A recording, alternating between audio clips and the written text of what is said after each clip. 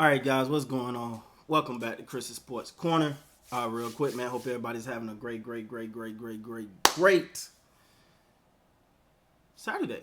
It's Saturday, man. Hope everybody's having a great Saturday, man. I really want to take the time out to say thank you, guys, for the support. Y'all know I've been working on this series with the Toronto Raptors and who I think they should pick, and then so I went through. I did Suggs yesterday, where I really like Suggs. I think he's likely, but there's another Jalen out there that many people are talking about, man. And before I get into that, I noticed that it was this thing came up about the Toronto Raptors. Rather than focusing on fit, they're focusing on talent. Sorry, a little dark. And I get it, but the talent gotta fit, right? Like, so, I don't know how true that is.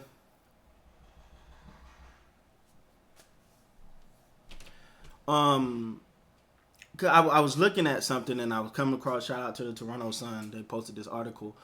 And one of the things that was said was, the whole thing about they've always been a group that takes talent first.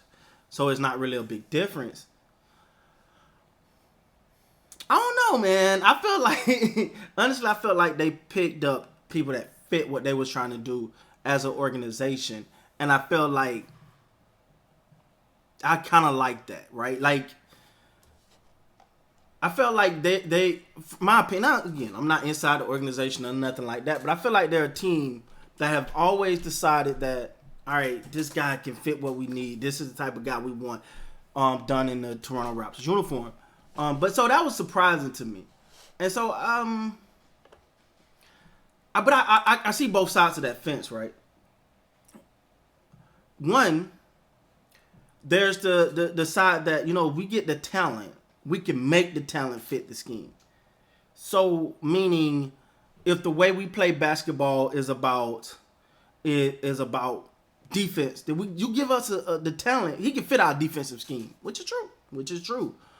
Or offensive, if and I think offense will start to get a little diluted, because if you're a team that's built off 3-point shooting and you go get a bunch of big center type guys, and obviously that don't work, right? Like, so I kind of get what they're saying.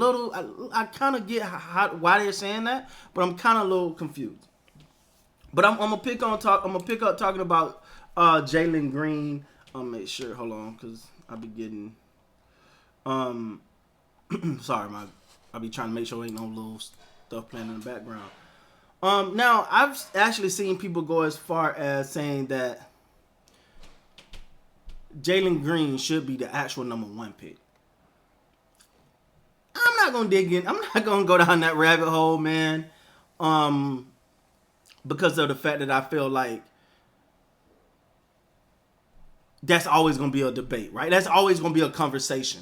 Who should be the number 1 pick? This person that's always a conversation. We've had a couple players come out as number 1 picks, and you've been like, yeah, they probably should have been number 1. And some people, rightfully so, was number 1, right? I'm gonna read some of the things about him that I'm gonna elaborate. Because remember yesterday we did the video on Green. I'm sorry, Suggs. Sorry, we did a video on Suggs, and this article mentioned that. All right, it said with Cunningham Evan likely unavailable to Toronto is on the clock, it comes down to Green and Jalen Suggs as the most likely candidate to be available for the taking. While Suggs may be the better player day one, Green's sky-high potential make him more intriguing to a team like Toronto with an incredible player development system.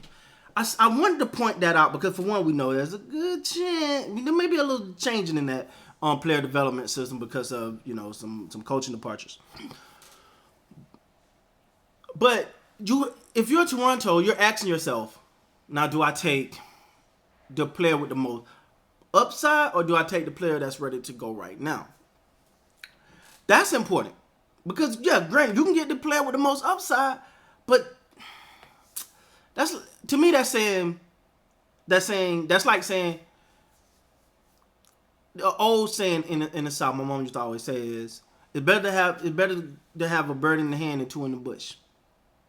Meaning, might want to go and take what you feel is a definite. So, but they may feel the potential with Green is definite, or I don't know, man. I don't know. Me personally, I like Green. I like his ability to score.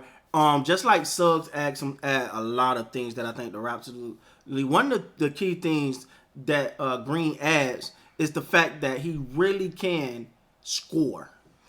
He really can score, and to me, the reason why that's such a tremendous benefit is because of the fact that he can get you. I always say this: you only need stars doing.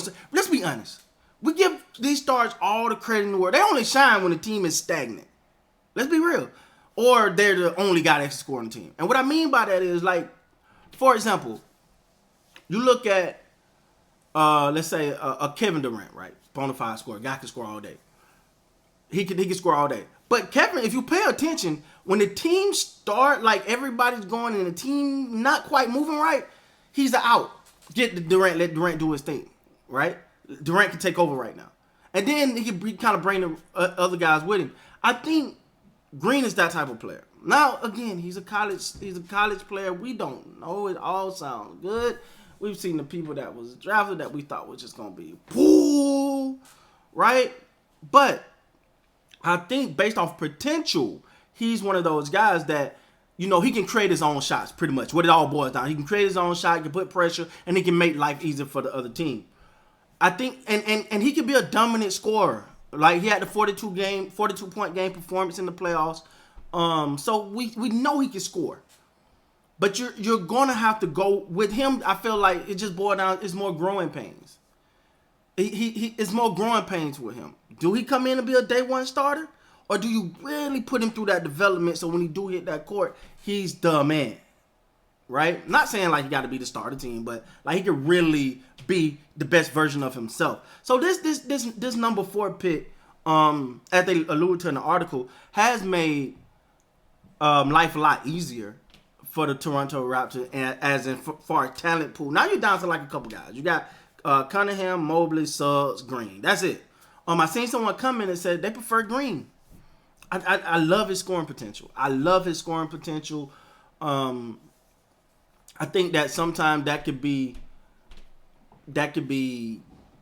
so key, but it also got to be on the Toronto Raptors. You got to be a complete player, and I think that's where that tug between Suggs and Green come from. So it's gonna be interesting to see who they pick, man. So let me know down in the comments what you guys think. Who should they go with? And we'll find out on draft day. Until next time, guys. You guys be great. I'll see you next time.